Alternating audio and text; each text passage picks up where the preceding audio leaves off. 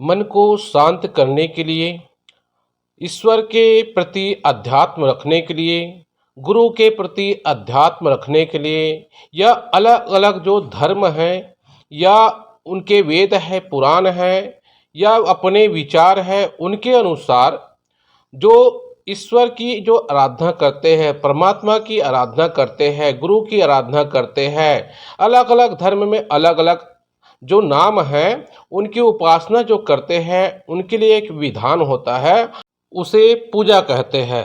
तो सच्चा जो पूजा है उसकी विधान क्या है? गुरु हमारे परमात्मा हैं, गुरु हमारे देव हैं, और हर धर्म में गुरु की पूजा होती है। इसलिए जान लीजिए कि गुरु की पूजा करते समय हमें क्या ध्यान रखना चाहिए, किस चीज़ के सावधानी रखना चाहिए, तभी आपका जो पूजा योग्य जो कार्य है वो पूर्ण होगा और आपको सिद्धि प्राप्त होगा। तो पहला जो विधि है, तन मन में नियंत्रण, यानी कि जो है शारीरिक और मानसिक रूप से नियंत्रण। किसी भी शुभ कार्य में विघ्न बाधाएं जो आती है, उन बाधाओं को पार करके सच्चा कर्म करते रहना ही सच्चा भक्ति है। और आपके मन में भी जो भटका या इधर उधर की ओर जो ध्यान होगा, वह सच्चा भक्ति से दूर हो जाता है। तन और मन को ईश्वरी या गुरु आसन की ओर नियंत्रण करे, तभी पूजा का जो प्रथम चरण है वो पूर्ण होगी और सिद्धि प्राप्त होगी। अब जो दूसरी जो बातें हैं, आरती शब्दों का सही बोध होना। आरती शब्द गुरु ईश्वर के लिए अनमोल स्तुति शब्द है। इन शब्दों का उच्चारण करते समय शब्दों का सही अर्थ को ग्रहण करें एवं उन्हीं शब्दों का उपयोग करें जो सच्चा हो और निर्मल हो, मन में आत्मीयता हो। वही शब्द जो है ईश्वर की स्तुति में अनमोल पवित्र कहलाता है। इसलिए जो गुरु की पूजा करते हैं, ईश्वर पूजा करते हैं, आरती शब्दों का सही बोध होना अनिवार्य है। तीसरी जो विधान है, चढ़ावा।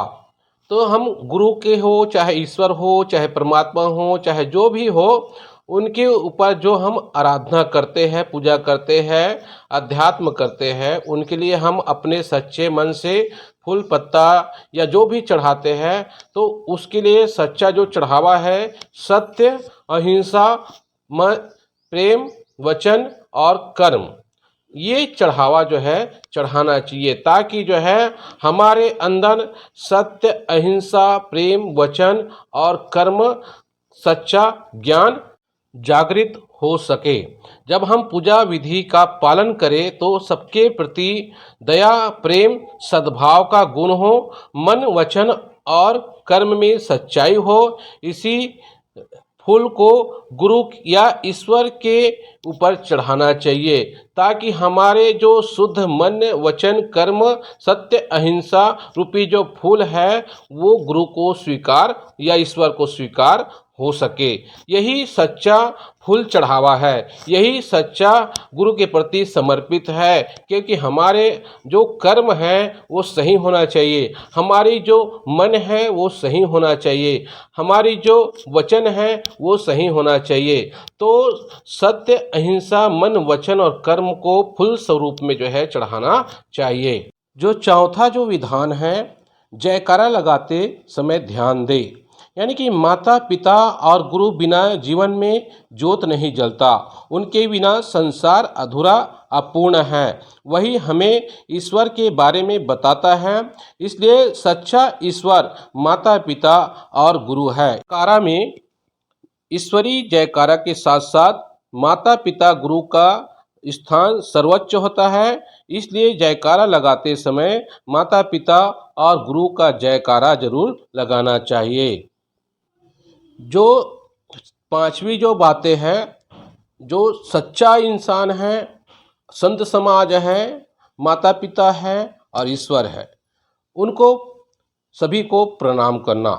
यानी कि ईश्वरीय सत्ता को प्रणाम करते समय सभी संत समाज का सद्भाव से प्रणाम करना अनिवार्य है। सभी संत समाज का आशीर्वाद से आपके जीवन में उज्ज्वलता आएगी। उनके आशीर्वाद से आप सच्चे कर्म करेंगे। उनके जो प्रेम है वो आपको सही रास्ता दिखाएंगे। इस प्रकार से सभी को प्रणाम करना अनिवार्य है।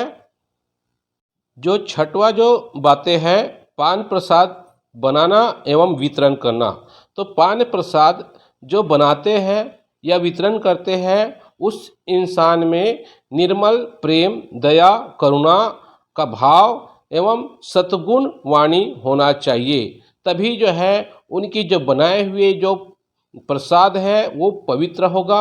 और साथ ही साथ जो है लोगों को जब वितरण किया जाएगा तो उनके जो आंतरिक जो प्रेम है, निर्मल जो दया है, करुणा है, सच्चा जो ईश्वरीय जो सत्ता है, वो जो है लोगों के बीच प्रसाद के रूप में बांटा जाएगा। इसलिए जो है उनके अंदर सारे सच्चा गुण हो, ताकि जो है लोगों को प्रसाद वितरण करते समय या पान प्रसाद जो बनाते हैं उस समय उनके अंदर सच्चा प्रेम हो सके, सच्चा ज्ञान हो सके, सत्यवाणी ज्ञान हो सके। अंतिम जो सातवां जो बातें है, आशीर्वाद। आशीर्वाद हमेशा अपने माता पिता, गुरुजन, ईश्वर और उस परमात्मा का आशीर्वाद लेना जरूरी है, जो दुनिया संसार में प्रेम, करुणा, दया, सच्चा बाटे और साथ ही साथ लोगों के बीच हमेशा रहे, प्रकृति में रहे। उस सत्ता का भाव हमारे अंदर आशीर्वाद लेते समय होना चाहिए। सच्चा ज्ञान लेने का भाव हो, सच्चा उद्बोधन करने का भाव हो, सच्चा वाणी बोलने का भाव हो, कर्म करने का भाव हो और सत्य, अहिंसा, मन, वचन और कर्म को बोध करने का भाव हमारे अंदर लेकर आशीर्वाद उस परमात्मा का लेना चाहिए। यही पूजा का सही विधान है।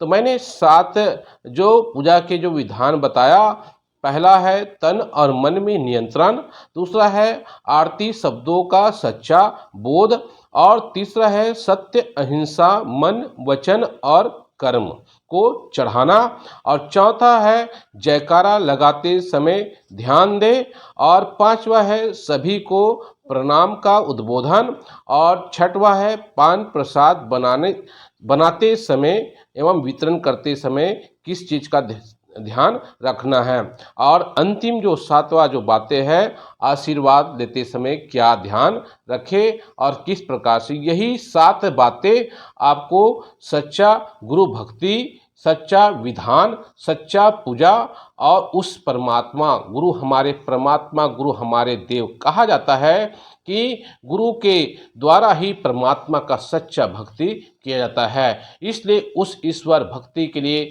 गुरु का पहला पूजा होना अनिवार्य है। गुरु पूजा ही सच्चा, गुरु की पूजा करना और सच्चा वाणी उच्चारण करना ही सच्चा हमारा धर्म है। इसलिए जो है हमेशा इन बातों का ध्यान रखें।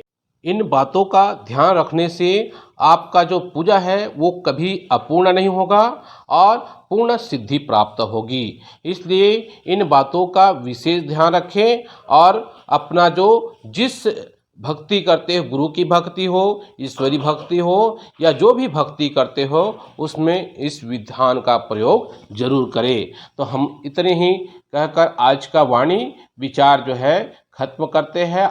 नया अध्यात्म ज्ञान लेकर और आएंगे आपके बीच। और हमारे चैनल में नए हो तो सब्सक्राइब करिए, लाइक करिए, शेयर करिए। जय सतनाम।